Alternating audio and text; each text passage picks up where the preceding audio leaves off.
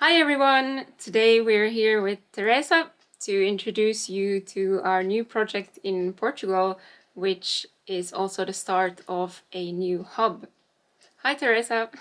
Hi, Meja. So, since you're quite new here at Mosiert, I was thinking maybe we could start with a small introduction. So, if you could introduce yourself a bit. All right. So I'm Teresa from Portugal, and I'm an environmental engineer and a forest manager. So it's a bit different from. I'm not the usual biologist, but it's in the area. And I'm really concerned. I took this path because I'm really concerned about desertification and finding solutions, palpable solutions for that, because it's a real deal here in Portugal. And so it was great. Yeah, it was great when Mosiert opened this new project, which is the restoration project for the Mira River basin, and I'm the project manager for that, and I'm super happy with it. Yes, and we're super happy to have you as well. Thank But okay, so let's get to the project then. Maybe you could start by explaining how it got started and how did it end up becoming one of our new hubs? Yeah. So I would say that was an interesting and fortunate chain of events. One of our co-founders, Matt, he moved to Alentejo a few years ago, and soon enough he started to hear from the local people about this growing issue of abandoned eucalyptus plantations, and that was playing in his mind for a while.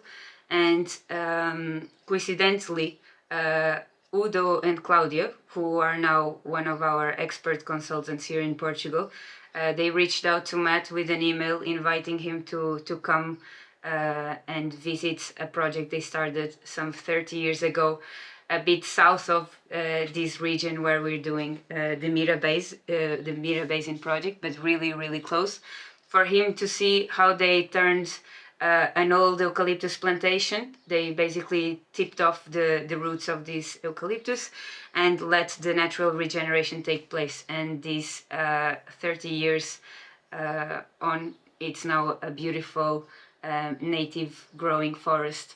So Matt was inspired by this and asked Udo, okay, could we scale this? Where do you think we should start?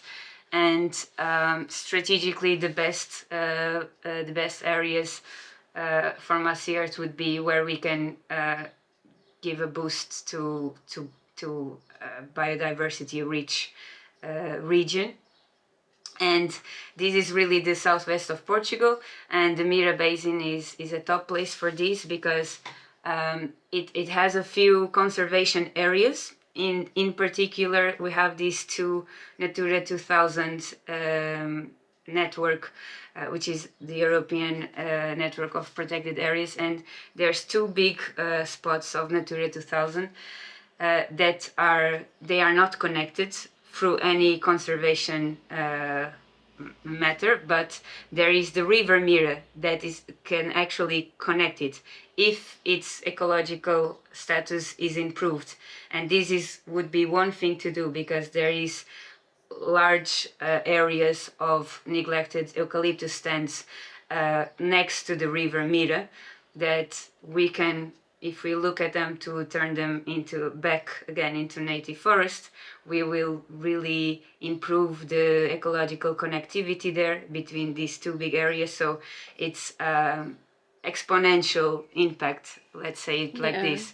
Yeah, so then Matt also coincidentally is a bit of a neighbor to this area that Udo suggested, and he reached out to one of the landowners who was super quick to reply and eager to work with mossy earth. So she has a big patch of eucalyptus plantation in a hillside next to the river, and she was already for some time thinking of she wanted to do something with it but didn't know how, and that's what we are going to be looking at. We want to be testing out some techniques to reconvert this eucalyptus land in a way that is not harmful to the natural regeneration that is coming underneath.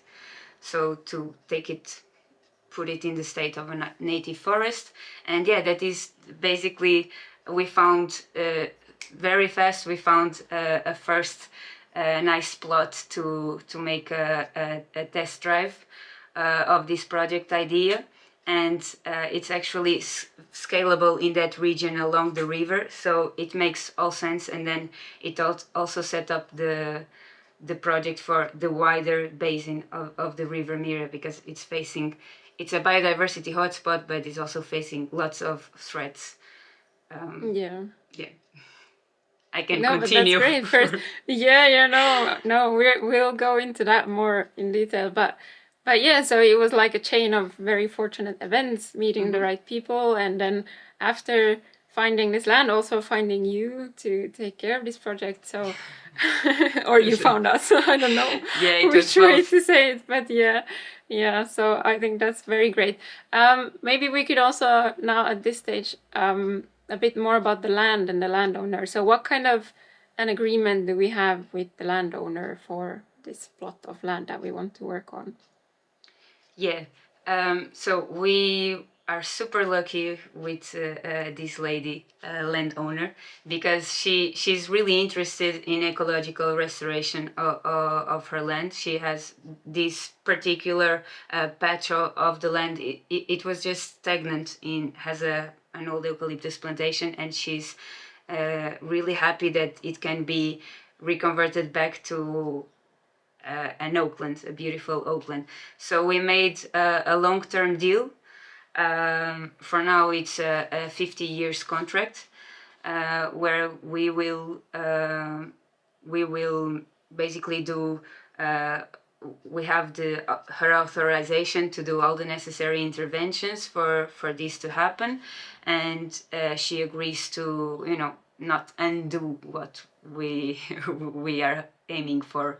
But and then there is some details because she can, for example, she can still go around with her horses, which is a low impact thing, so she can still enjoy and use that bit of land in a sustainable way, which we really believe this particular person will do so. And yeah, at least for in 50 years it should be in a state that no one will want to take it back. Yeah, Again. yeah, that's great. So basically, we have a guarantee at least for 50 years. No one will destroy what we're doing. Hopefully, for most likely for more than that. But anyway, so Yeah. that's really great. That's really special, I think. Okay, so what about this very interesting topic that I think maybe not many people know about, the eucalyptus? So what about those? Why are they such a problem? Yeah, that's a good question, and I'm happy to talk a bit about that. So the eucalyptus trees are a genus from Australia, which is in the other side of the world, relative to Portugal. So they evolved very distant apart, but they are cultivated here in big amounts. We are the world's largest relative. We have the world's largest relative area. So relative to our size, we have a huge area of eucalyptus plantations, which are monocultures, and it's an exotic tree species that we plant for woods and pulp paper production. And it's a main economic silvicultural activity in Portugal, but it doesn't bring a lot of ecological benefits, and even, I should also say, even social benefits. Just has what is now called ecosystem services. So, for example, the practices, the normal practices in this kind of cropping, really are really conducive to soil erosion. They don't allow for much water infiltration or for other vegetation to grow understory, and also our plants and animals are in general not adapted to these species. So our animals don't feed on eucalyptus, and the plants cannot compete with eucalyptus, so it doesn't create a habitat. And at the moment, being such a large area, it's really a large area that is taking from a functional, because we can have forestry and still be it being a functional habitat, but it's not very much the case here. And at the same time, a big chunk of this area is actually abandoned, so it's not even bringing economic benefits to the landowners. So it's just there is no point. Let's say it like this. Yeah. Yeah, it's about 400,000 hectares, the latest estimates.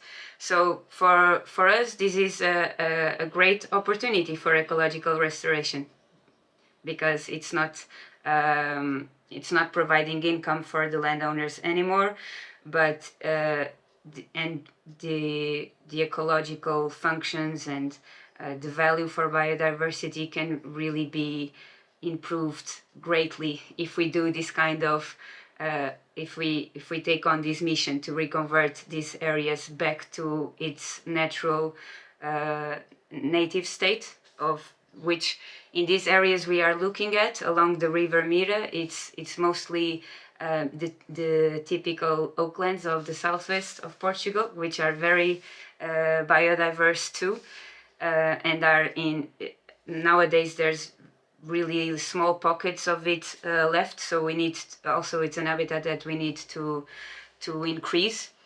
And yeah, just to finish off another issue with the eucalyptus plantations is that it really increases the risk of wildfires, which is also a big issue in Portugal.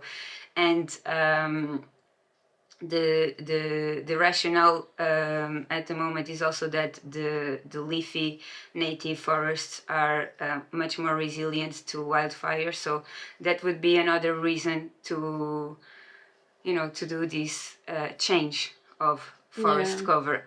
Yeah. So why this is kind of a bit off topic, but it's very interesting.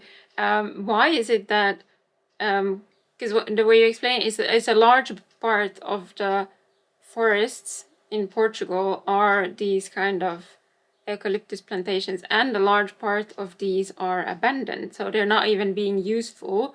But why is that? Why are they abandoned? Okay, that's a great question too. So they are abandoned because the way that eucalyptus silviculture goes is that you have usually around 3 cycles of cutting and harvesting. It can be more or less, but this means the eucalyptus tree is a resprouting species. So after you cut it, it resprouts again a few stems, and the more you cut it, the more stems will resprout, but usually not as productive. So after a few cycles, it's giving lots of shoots, but they are not thick anymore to make good wood logs, and they require a lot of maintenance. So productivity goes down after less than 50 years. So that's a good length of time for an eucalyptus plantation from the moment it is planted, and then it becomes obsolete, and then usually what happens is it is just left like that. So you have then lots of lines of stumps with lots of many thin shootings of eucalyptus that just maintain the land in that state of a very neglected plantation. And let's say the industry could take it out, and sometimes they do it. They they uproot the stumps, but this is actually a very corrosive practice too. Because it's like ripening. What is the the word? Like opening the soil. Like if you open the heart of the soil, and that is the only way to deactivate these stumps. So if you, well, the only economically viable way for the industry to deactivate these stumps and not leave it as such. So what we, so I don't know if it's comprehensible what I said. It's very expensive. It is. Like it's abandoned because it's not productive anymore, and then it's very expensive to do something about it. So they just leave it like it is. So what we will be doing in our project, and I'm very happy because I think this is an innovative initiative for Portugal. It's going to be an attempt to deactivate, let's say it like these eucalyptus stumps in an economically viable way for ecological restoration. But this has to be, not only it has to be cost efficient, this is a challenge because it's really a plantation. The way it's left, it's, you know, hundreds of stumps. But we also need it to be low, with techniques of low impact, especially in the case where we have already a bit of natural regeneration coming alive. If we have, you know, even if it's small oaks, they take a while to grow, and if they are there, it's a big advance. So we don't want to, when falling down the eucalyptus, or if we would be uprooting, we would be kind of wasting all that nature's work. Yeah. No, that's very interesting. So essentially with this project that we're having, we're trying to find a solution for this, like that, for the problem that it's too expensive to restore these areas, too expensive to kind of remove this problem of the eucalyptus, so that these areas could become like natural again.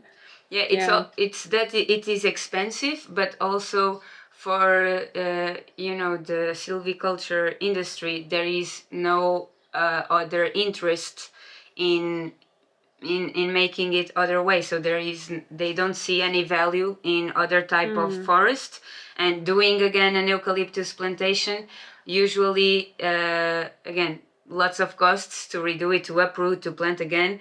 But it's often the case that the land is not so fertile anymore because of the whole plantation that took place. So many times it's not interesting to repeat it, but we are looking at other types of forest, which is the native oakland, which is not much seen by the forest, by the forestry field. Let's say, like, our native oaks from the south are not very used in silviculture. And it's not, we don't want to be doing plantations, but there is many other ways where the landowners could get some additional income from while having a natural forest. So fortunately, Mediterranean forests have big variety of products that can be harvested sustainably, and we will, it's not the goal of our project, of course, but sometimes you need to get this sustainability for the landowners, for it to be interesting for the landowners too, at least to be an advantage they see in maintaining this forest.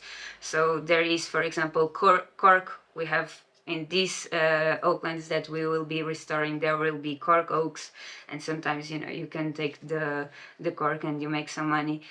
You can have bees, you can harvest wild mushrooms, aromatic plants. There's lots of things. Our goal is to have the forest in a nice, has a nice ecosystem, but of course, every case is a case. No, but I think that sounds great, and it sounds like there's so much potential. Like, if we manage to find a way to do this, there's a lot of places where it can be implemented, right? So yes, exactly. That is that's also great. something I really like about this project is because we are really just starting off with the land. It's gonna be the showcase, but it can be scalable to such a big area. Not on in the Mira basin where we're starting this project. There is really thousands of hectares, let's say it like this, that we could be looking at. Well, hundreds of hectares for sure. But in the whole of Portugal, we're talking about 400,000 hectares. So Yeah, that's again, it's crazy. different types of oaklands, but still the techniques that we will be testing out and developing here. The idea is to inspire others, but also, yeah, for us to see if we can scale this. Yeah, that sounds good.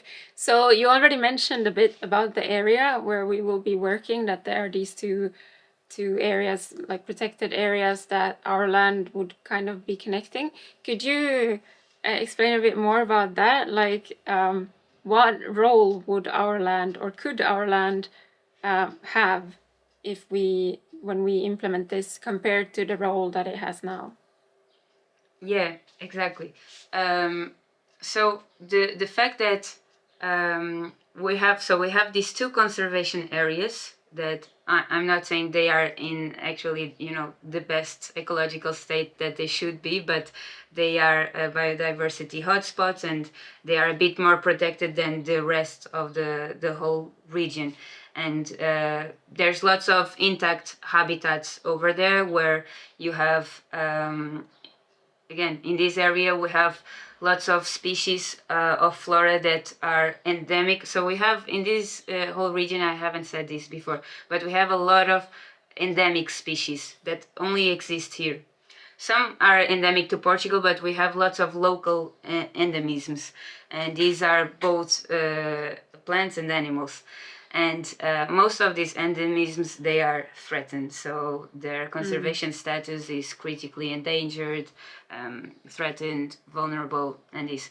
And we need to usually when this happens with species, we need to augment their habitat, but we also need to create to connect the habitats so that they are not in isolated pockets, and they can travel, and if one habitat is not in the best conditions, they can find more suitable conditions to spend the summer in other place, but they need this corridor.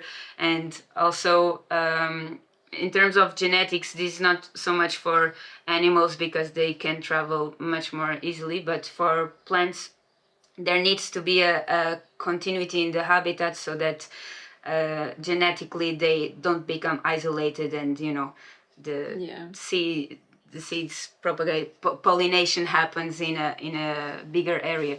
So what we're saying is, in between these two important spots, the best ecological corridor that there could be, because there's already other stuff happening all around, like houses or greenhouses. Actually, that's a better, a bigger issue, stopping continuity in these areas. So the best corridor that we could have there is the River Mira, which is actually there and connects, and it's naturally, rivers are ecological corridors, but they need to be in a good state. And the River Mira is facing a few threats. I can talk about them, but let's say that on the hillsides, one degrading factor are these old age abandoned eucalyptus plantations that are like blockers. At least some of them have already advanced natural regeneration. So they are not total blockers to the travel of animals, let's say it like this. But if they are turned to native forests, they will allow for biodiversity to really flow along. Yeah. Yeah, that sounds good. And this is only one of the projects that we're kind of planning to have in this area, right? Um, Yes, in the Mira basin. Yeah. You mean? Yes, Yeah. definitely. So, okay, so the Mira Basin is going to be a large scale restoration project, and by the book, you do this at the level of a hydrographic basin, and it's what we are going to do. Because the Mira Basin has a really nice size for us to start this. And yeah, lots of biodiversity that is threatened.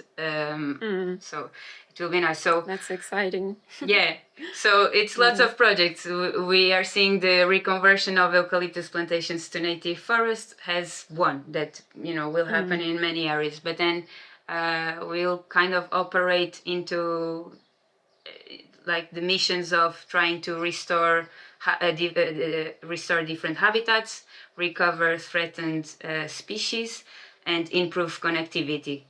In the case of this project, it hits all of them, for example.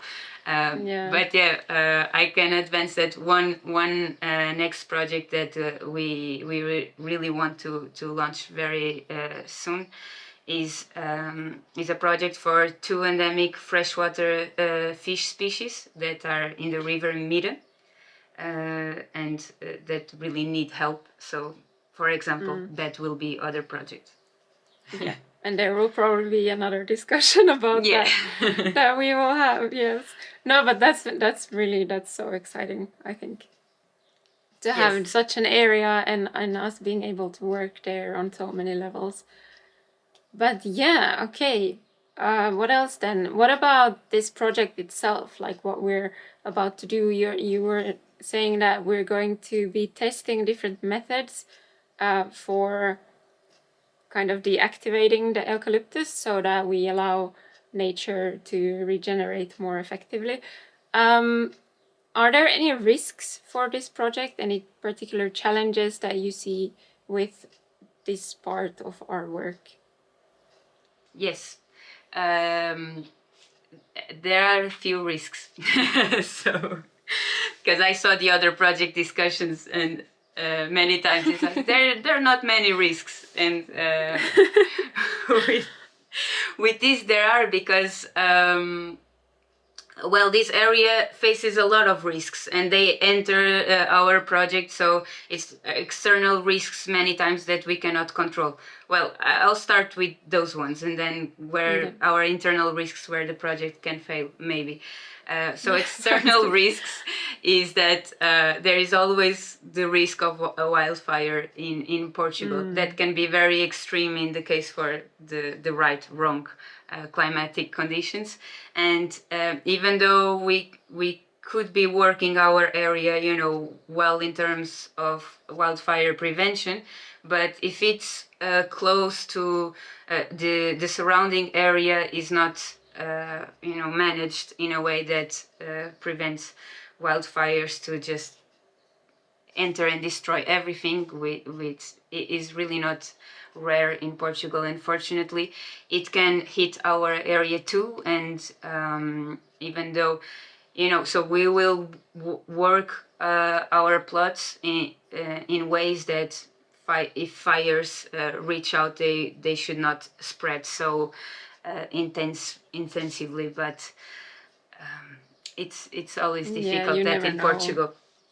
But I'm saying this, for example, in this first land that we are testing out, that is not a big risk, only if it's coming from the other side of the river, from a massive eucalyptus plantation that is still in production mode. But at least it has the river in between, and then otherwise it's surrounded by agricultural land, which is pastoral land more, which is very safe for this case. But that's in other lands that can always be a risk, and then it's well, I've seen it happen, and then it's very sad. Yeah. And then other risks can be invasive pests and invasive pests and diseases, because these in Mediterranean biomes all around the world are very vulnerable to invasive species. and at the moment there's lots of our native forest species are a bit targets of new pests and diseases. So for in the case of cork oak, for example, there is a handful of pests and diseases that are a bit this there is a bit of a die out of these trees. And it's something, again, it's a risk that we will try to manage to implement the best practices possible. So we should diminish the risk, but some things nature some things is out of our total control. Yeah, of course. Especially when man is helping. And then it's just the case, so I would say this is the external risk. Also, climate change. The whole project of the Mira Basin is very much about desertification, which is mainly human induced, either be it by climate change or land use change, both human induced. And we are seeing an increase in droughts and heat waves in the Alentejo region, very strongly. So in some years, if we have a consecutive drought in a few years, this can damage or slow down our natural regeneration. We are basically working in a changing environment. So I know this is a risk, but it's definitely a challenge. And so then about our project and what could go wrong in terms of our own doings. We'll try to, our first goal is really about the eucalyptus. Then we'll see how the natural regeneration is responding and adapt. But about the removal of eucalyptus, we don't want to be uprooting with heavy machinery, but one technique that is on the table is about chopping them down. And but sometimes in the case of very tall eucalyptus, we need to do this with resource to arborism techniques. So if they are very tall, we don't want them to fall down like this. We want them to fall down by bits, so they don't fall on a cork oak. And then we want to take them out, also with not with heavy machines, at least in the center, in the heart of the forest. So sometimes in the periphery, that can be done in a way that doesn't damage the understory so much. But we are considering testing out horse logging, for example, which is an ancient technique that is now being there's a bit of a revival for it in terms of sustainable forestry, and we are considering it to make the transport. Then the logs are chipped onto a truck and taken away. One detail, if I can say, because this is very nice from the landowner. The landowner agreed that the revenue from, so what we are doing with the eucalyptus logs, of course, they have value. That's why they were planted. So we will sell it as it's done. Just the log poles, because there's the rest of the biomass we can consider using it to increase the organic matter in the soil. We are still thinking about these details, but the revenue from these logs, the landowner agreed to donate to the project, so they will cut down on the costs of the intervention. This is awesome. Yeah. That's amazing. Yeah, it's a big help. It's really a big help to make the project more sustainable. But so just to finish, so this is mainly what we'll be considering, and then of course we'll be cutting down, but as I said before, the stumps will resprout. So then it's a matter of consistent maintenance of cutting until we just drain the stump out of its energy to resprout again, and then it stops growing and the other trees can grow. But we might consider this needs much more investigation, but there's other techniques that with could try to look out, such as drilling the stumps, and this would deactivate the core of the tree, or even using fungus, so inoculating specific species of fungus that are parasites to the eucalyptus, and Oh, then wow. this would eat the eucalyptus in itself, and this one would be amazing because it's very low cost, and we don't need to do much except for the inoculation, and that it plays out. But this needs strong scientific evidence that it will not pose a risk to the other species, so we don't want to parasite the eucalyptus and then parasite the oaks. So Wow. this is, but that's really cool. yeah, I mean, if it works, that would be amazing. that would be amazing. That would make it really scalable.